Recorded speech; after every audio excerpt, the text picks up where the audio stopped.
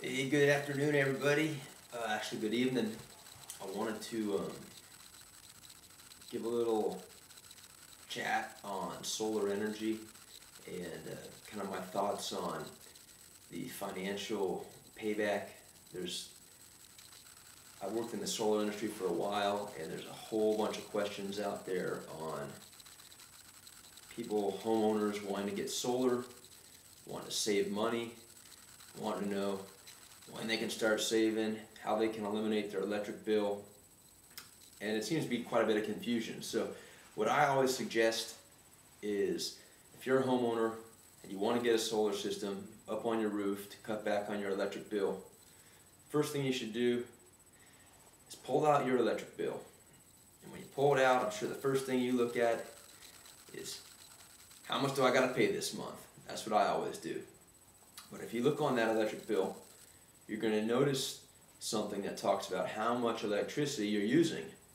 And that's going to be in the units of kilowatt hours. So if you look at a bill, and let's say, for example, you use 1,000 kilowatt hours of electricity. Well, we need to find out then how much or what size solar system is going to produce 1,000 kilowatt hours of electricity each month. And of course, I'm assuming that 1,000 kilowatts is your average monthly use.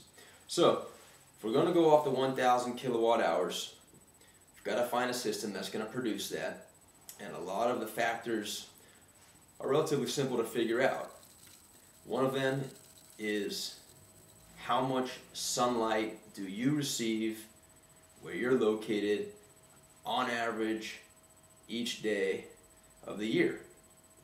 There's different ways to figure that out. There's some websites that show details to that. But generally speaking, across the country, the average amount of sunlight per day per year that can operate solar panels at maximum efficiency is about 5 hours per day. So 5 hours per day of sunlight on average is what we might have to work with, and that's what I'm going to use in this example.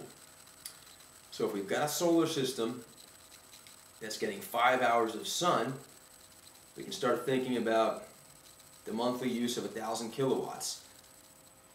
Quick math: 1,000 kilowatts a month divided by 30 days in the year equals about 33 kilowatt hours of usage each day. So the system needs to make 33 kilowatt hours each day to meet the 1,000 kilowatt hours, which is your monthly need.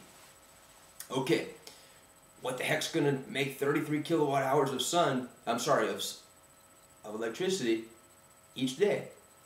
Well, 33 kilowatt hours a day divided by 5 sunlight hours means, hang on, let me do the math here real quick on my phone. So we go 33 divided by 5 hours of sun. We need to be producing 6.6 kilowatt hours for each of those 5 hours to meet the 33 a day, to meet the 1,000 a month. Okay, solar panels, when the sunlight hits them, it's creating direct current. Goes through an inverter, turns it into alternating current. That's what's going into your meter. That's what you're buying from the electric company right now. There's a little bit of an energy loss when this happens. It's about 15% loss. So if we kind of go and multiply that 6.6 kilowatts we need to produce each hour, it's actually going to be a little bit more, because that's an AC number.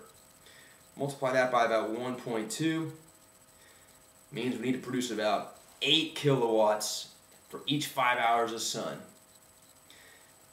So if solar installer guy comes over to your house and is talking with you, and you tell him all this, he might say, well, to meet your 1,000 kilowatts a month, you need an 8 kilowatt system. That's an 8,000 watt system. 8 kilowatts equals 8,000 watts. So what's the cost of something like that? Rough idea, $6.50 a watt. It's kind of a national kind of average right now. So if we went $6.50, multiply that by 8,000, it's a big number. It's about $52,000. $52,000 prior to any incentives. Next question is, because everyone's like, hell, I'm not doing that. I'm spending $50,000 to cover my 1,000 kilowatts, which might be like a $150 monthly bill. What kind of incentives do I have? Well, every homeowner has a 30% federal tax credit. 30% of the $52,000, that's about $15,000. So now you're down to $35,000, let's say, after the federal tax credit. So now we need to start looking for state level incentives. That's a good question to ask your solar installer about. What the heck are my local state incentives? Anyways, you can go to my website if you want. I've got some details up. It's www.longtermsolar.com, and you can get some more information. Hope I've answered some questions. Have a good day.